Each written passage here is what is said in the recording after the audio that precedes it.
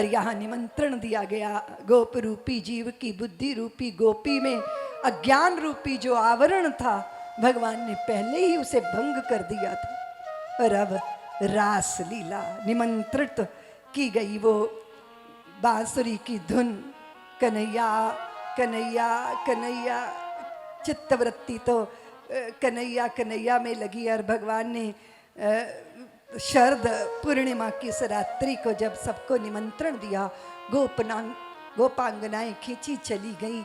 अस्त व्यस्त है श्रृंगार भी, काजल आँखों का होठों पर, होठों की लाली आँखों में, बेड़ी एक गुंथी है एक ऐसी ही रह गई है, पदत्राण पहने ही नहीं है, अकुल व्याकुल सी। और सम्मुख जाकर खड़ी हुई। भगवान ने कहा, देवियों आधी रात को यहाँ क्यों आई हो? भगवान आप ही तो निमंत्रण दे रहे हो और आप ही पूछ रहे हो हम क्यों आई हैं? आपने पुकारा नाथ और हम चली आई। तो पतियों को छोड़कर क्यों आई? तो पति परमेश्वर तो आप ही हैं प्रभु, आप ही हैं। अगर भगवान ने कहा कि देखो पतिव्रता स्त्रियों को पति में ही सब कुछ देखना चाहिए।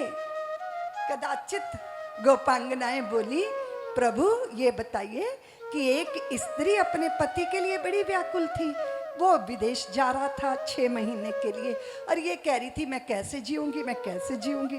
उसने अपना चित्र बना के दे दिया कि तू चित्र से बातें किया करना, खाना खाते समय, भोजन करते समय, सोते समय।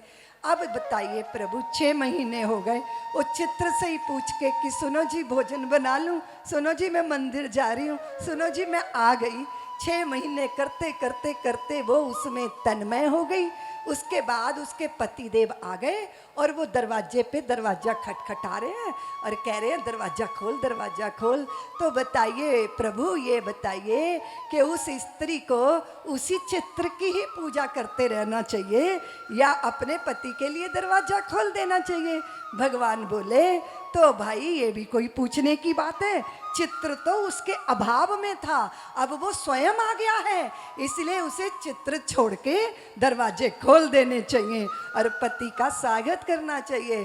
तो गोपियां बोली प्रभु अभी तक तो हम चित्रों की पूजा कर रहे थे, अब साक्षात परमेश्वर स्वयं आ गए हैं तो हम उनमें उलझे रहे, अब तो हम आपकी आराधना में तन्मय होंगे। कदाचित भगवान यमुना के पुलिन पर सब गोपांगनाओं को ले गए और जैसे ही भगवान सबको आनंद देने लगे तैसे ही गोपियों के हृदय में अंकुर अभिमान का पैदा हो गया।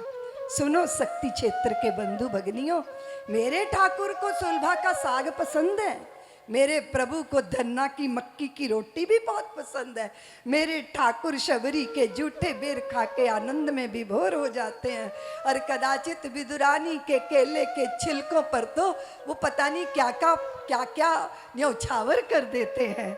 लेकिन असली भोजन मेरे ठाकुर का है, अपने भक्तों के हृदय में जन्मा अभिमान का अंकुर। अगर अहंकार उन्हें दिखाई देता है तो वो उस अहंकार का भोग लगाना चाहते हैं।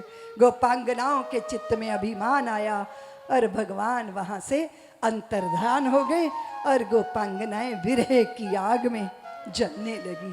कान्हा तुम कहाँ छिपे हो, कन्हैया तुम कहाँ छिपे हो, कान्हा अगर तुम नहीं हो तो फिर जीवन में कुछ भी नहीं है। और फिर हुआ ये कि गोपांगनाएं रुदन करती करती करती भगवान का अन्वेषण कर रही हैं।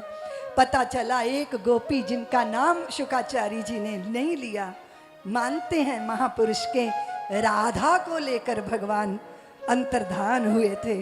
मार्ग में चलते चलते किशोरी जी ने कहा कि प्रभु मेरे पाँव दुखने लग गए हैं।